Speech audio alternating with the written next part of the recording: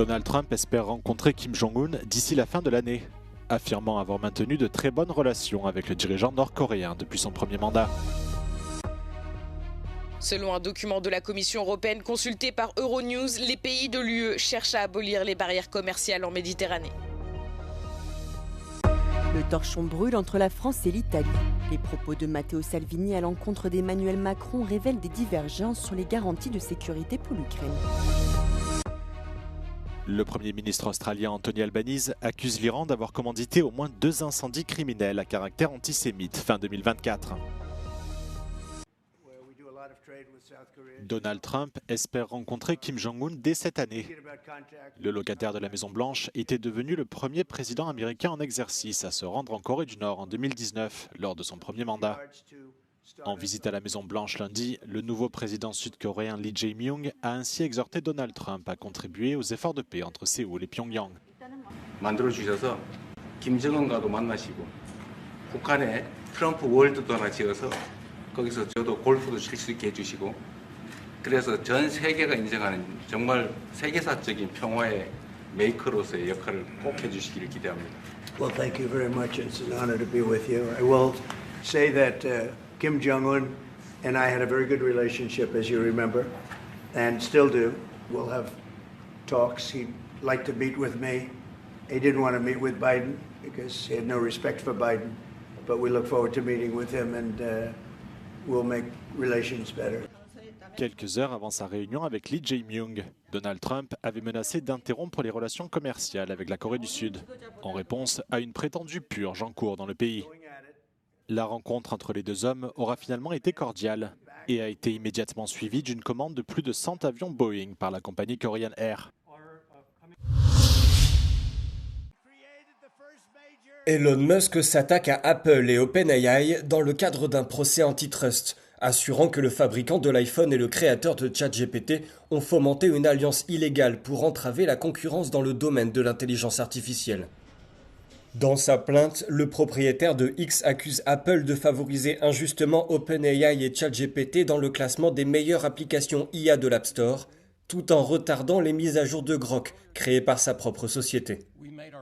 Elon Musk, qui faisait partie de l'équipe à l'origine d'OpenAI, dépeint l'entreprise comme une menace pour l'humanité, déterminée à faire passer ses profits avant la sécurité publique.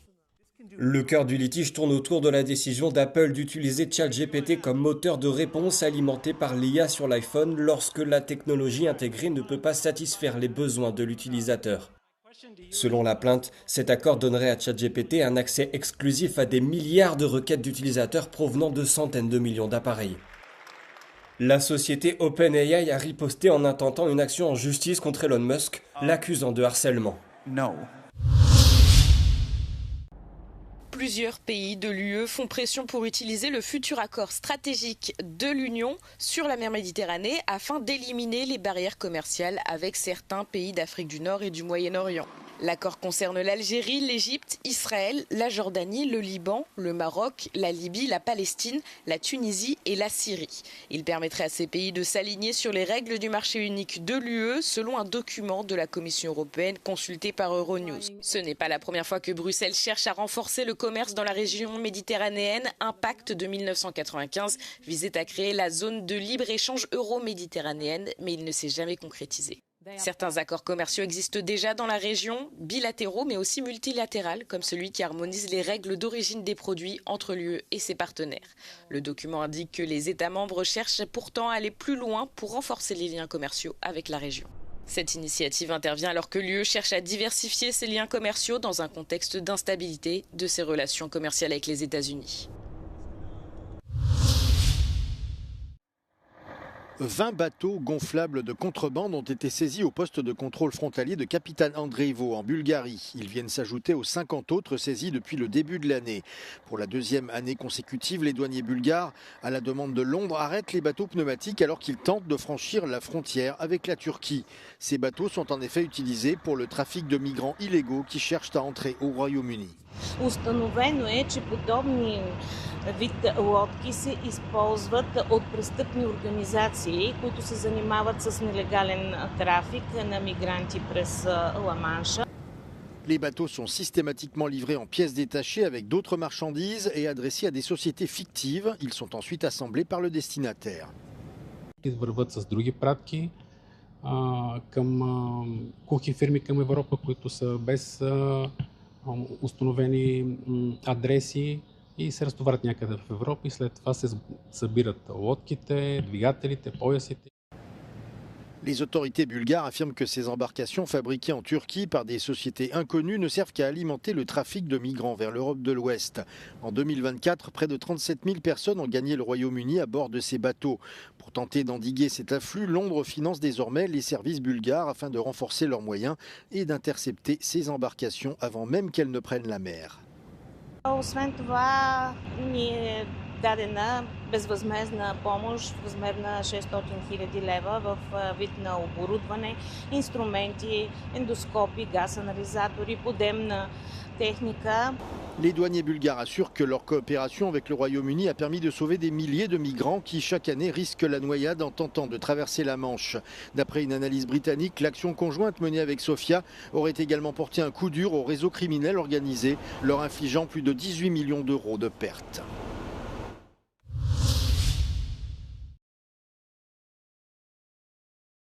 Les propos de Matteo Salvini ont mis le feu aux poudres entre la France et l'Italie.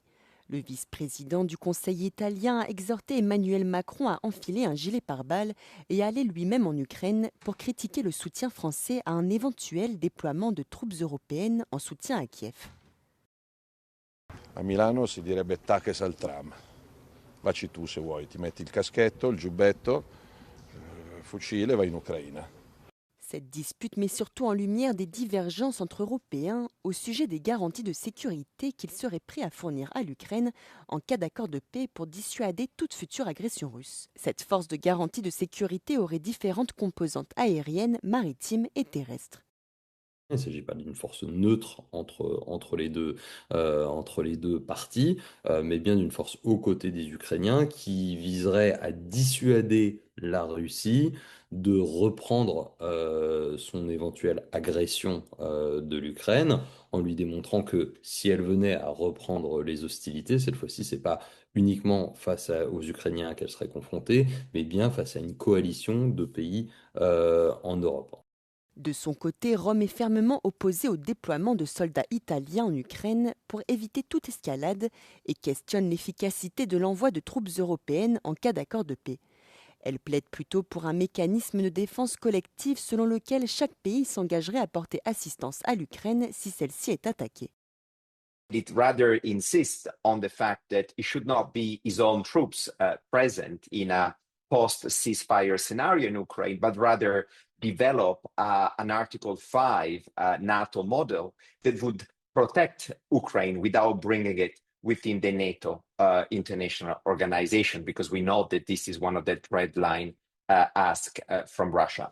Selon l'expert, ce débat révèle également les divisions internes au sein du gouvernement de coalition italien.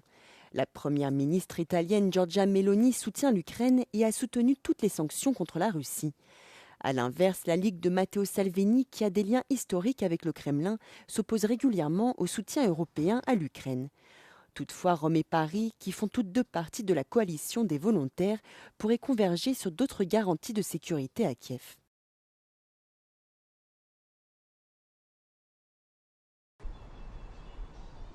Le gouvernement australien accuse l'Iran d'avoir organisé au moins 2 attaques antisémites sur son sol et annonce avoir expulsé l'ambassadeur iranien en réponse. Selon le Premier ministre Anthony Albanese, Téhéran a commandité des incendies criminels contre une synagogue à Melbourne et contre une entreprise de produits cachers à Sydney fin 2024. It's likely Iran directed further attacks as well. These were extraordinary and dangerous acts of aggression orchestrated by a foreign nation on Australian soil. They were attempts to undermine social cohesion and sow discord in our community. It is totally unacceptable, and the Australian government is taking strong and decisive action in response. L'ambassadeur de la République islamique en Australie, Arman Sadeghi, a été expulsé et les diplomates australiens en Iran ont été transférés dans un pays tiers. Les Australiens en Iran ont par ailleurs été invités à quitter le pays dès que possible, en raison d'un risque élevé de détention arbitraire. Et la crise diplomatique pourrait encore monter d'un cran, le gouvernement australien envisageant de désigner les gardiens de la révolution iranienne comme une organisation terroriste.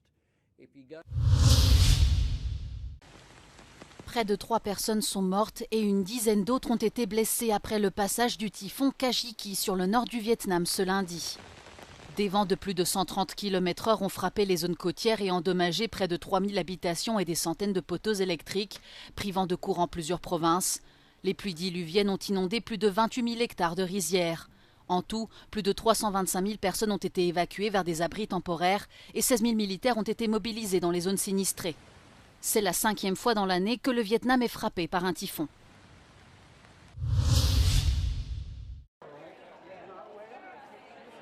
Woody Allen s'est attiré les foudres de Kiev en participant ce week-end à la Semaine internationale du film de Moscou.